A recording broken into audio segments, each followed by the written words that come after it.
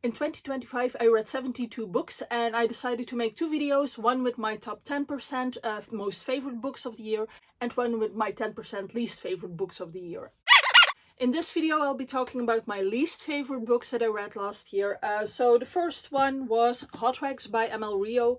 Now ML Rio you might know from If We Were Villains, which I kind of liked, but wasn't really totally my cup of tea. I believe I gave it like 3 stars or 3.5 stars in 2024. But I was curious to read a full new novel by her, and this book, Hot Wax, is a dual timeline. It is about this girl whose father used to be in this rock band, and on the one hand we are following her when she was a little girl and when she went on tour with the band, and then we also have the timeline that is happening now where she is like an older woman and her father has just died. She's like going on a quest that is leading her as far away from her husband as possible. So those were the two timelines. Now, the timeline about the husband, the timeline about the now, was really not fun to follow. It wasn't quite interesting. It wasn't well done. It just felt like it was put in there to have a dual timeline. And then the timeline about the band is actually the better timeline, the more interesting one, but it also couldn't really grab my attention. There are like 1 or 2 scenes in here that were really good, which I really liked reading. That is why I ended up giving this one still like 2.5 stars, I think, because they really showed that ML Rio can definitely write, but the rest of the book really wasn't interesting to me. So yeah, I was really sad about this one. Then there was the Twyford Code by Janice Hallett. This one sounded really promising. The premise is about this children's book, and in the book were like clues for like a treasure hunt or something, or clues to find a certain kind of treasure or something to do with a war, probably. And we have this older man now who has a bad memory, and he tries to remember things that happened when he was small, because he went on a quest to find the treasure together with like his teacher and some other kids from his class. So now, after having spent some years in prison, he is trying to find the students he was in class with at the time, and trying to figure out what happened back then and if he can still solve this mystery or this treasure hunt. Now, all of that sounded pretty good, but it really wasn't well executed in this one. I have read other books by Janice Hallett that I have loved a lot, actually. But this one I didn't like. It felt like she was trying to do way too much. And because of that, the things didn't really add up or match up. The things didn't really click together as they are supposed to do in like building a mystery that's building up in this way. So it really let me down and it wasn't interesting to read anymore, and I felt like I should quit reading it a couple of times while reading it, but then I didn't, because I was hoping that the ending would pay off, and then that didn't. So yeah, kind of a disappointment all around. Then there was Catabasis by R.F. Kuang. This one is about a student at a school that also teaches magic, and her professor dies and goes to hell, and she is following him into hell to get him back because she needs him to help her seem important, I guess, help her defend her thesis and things like that. So she's following him into hell to try and save him, and then this other student follows her to help her try and save the professor, but that sort of is supposed to be like a love situation going on, but it is like, yeah. I always have to be careful to talk about this one in a negative way because I know it has a lot of fans, but I did not like this book because to me it seemed like it wanted to be several things at once. It wanted to be really clever, it wanted to be a love story, it wanted to be like a reference or at times a satire of other books that are talking about trips in hell or quests down to hell. It also wanted to be like a bit like Percy Jackson at times, but the problem was that And all of these things did not work together in this book. If Kwang had been able to bring them together, then that might have been really magnificent. But it really didn't feel like that at all. I didn't like reading this book. I felt it was really overhyped, actually. And it just wasn't for me. It was making me feel like it wanted to be smart, but it wasn't. Like it wanted to be funny, but it wasn't. And it wanted to be exciting, but it wasn't. So I'm really sorry to the fans. I'm really glad that you enjoy a book. Don't get me wrong, I really have to say this because there are still a couple of other books coming that I feel like I need to sort of defend my opinion about. But if you enjoy these books, then I'm really, really happy for you. It just wasn't for me. So the next one is an example of one of those books that I feel like I have to defend myself about because I know there are a lot of fans out there.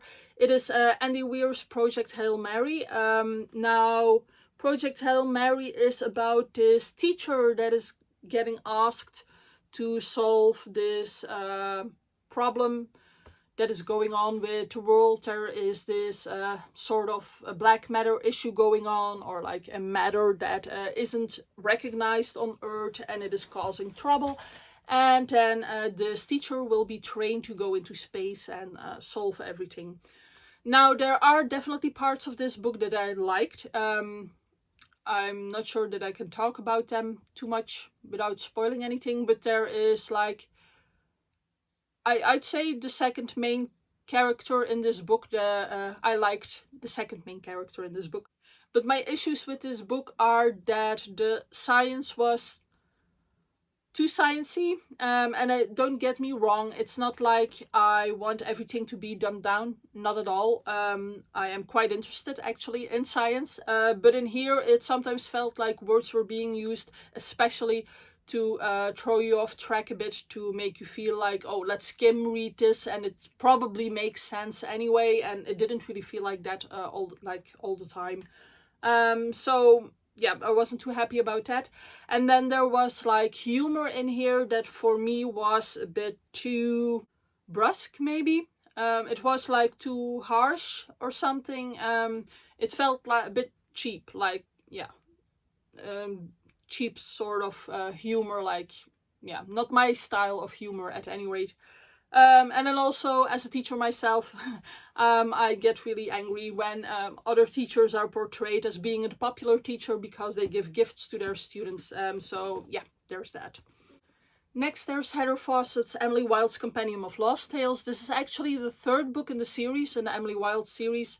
They went downhill for me. Like the first book was still alright, and the second one I didn't like as much, and then this one definitely wasn't for me anymore. So Emily Wilde is about this woman who works at a university, and she is studying fae and fairy, and she goes on these adventures together with her colleague, who turns out to be like a fairy himself. And then they end up several times in the Fae world and have adventures there. And in this last one, it was just going too far for me. It was it always is like this cozy sort of fantasy, but it doesn't really work for me. Now, I have a feeling that the whole cozy fantasy genre might just not be right up my alley, although I do like other cozy fantasies, like The Spell Shop, for example.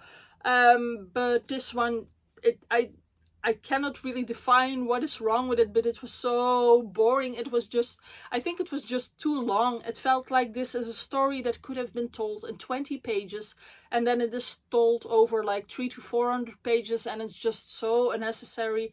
And yeah, if it starts to drag and you feel like you're struggling to pick up a book, that's never a good sign. So yeah, that's what happened.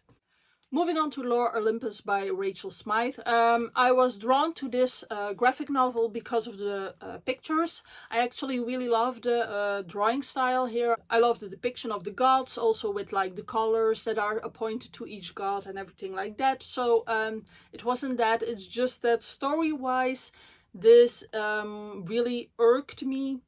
It is really heavy-handed on like pushing down women, and men are on top. And I know like that in the actual mythology it was often like that as well, But I feel like over there the goddesses had like more to say and more power, and they were more interesting and not just there to like being something or someone to seduce the males, right?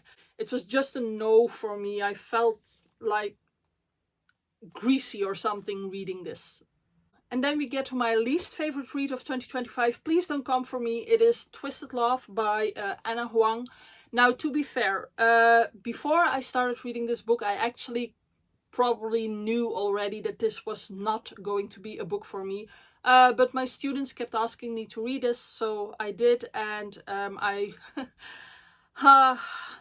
cannot say like I regret reading it, because I did it for my students and they appreciated me taking the time to read a book that they liked, because they often have to read books that I like.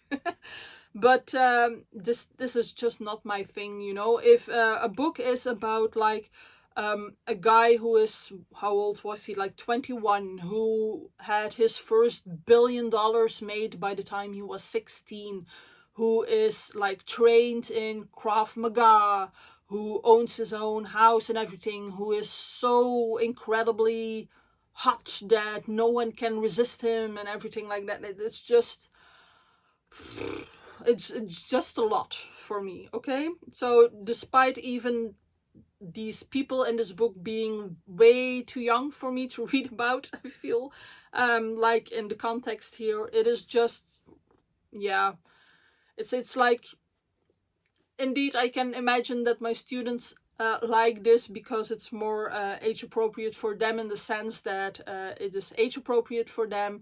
It builds on like the fantasy of being rich soon, of being handsome, of everything like that, finding like your perfect partner and stuff like that. But besides everything being over the top as it was, I also didn't like the kind of sex scenes that were in here.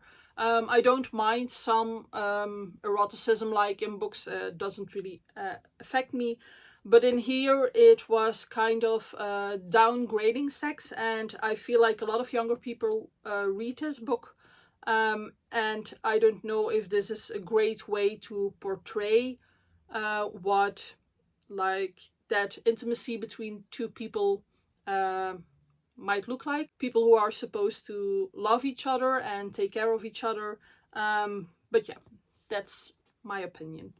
Alright, so those were my least favorite reads of the last year. What were yours? Which books would you definitely tell me not to read in the upcoming year? I'd be very curious to know. I hope you liked this video, and I hope to see you soon in another one. Bye!